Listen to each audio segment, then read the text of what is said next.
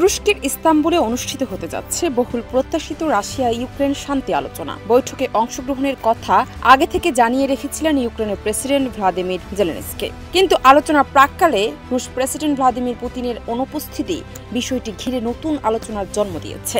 ওয়ালটন আবারও মিলিনিয়ার অফারে ওয়ালটন ফ্রিজ কিনে আপনিও হয়ে যেতে পারেন মিলিয়নিয়ার। মিলিনিয়ার ছড়াছড়ি দেশ জুড়ে, এটা শুধু ওয়ালটনই পারে।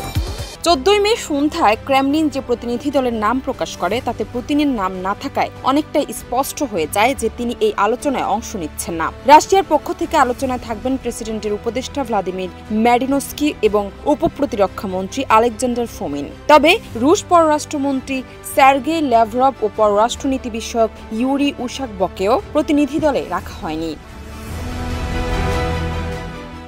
এদিকে প্রাথমিকভাবে আলোচনায় যোগ দেওয়ার ইঙ্গিত দিলেও শেষ পর্যন্ত মার্কিন প্রেসিডেন্ট ডোনাল্ড ট্রাম্পও আলোচনায় উপস্থিত থাকছেন না। ট্রাম্পের সম্ভাব্য অংশগ্রহণ নিয়ে আন্তর্জাতিক অঙ্গনে ব্যাপক আলোচনা হলেও শেষ পর্যন্ত তা বাস্তবায়িত হলো না।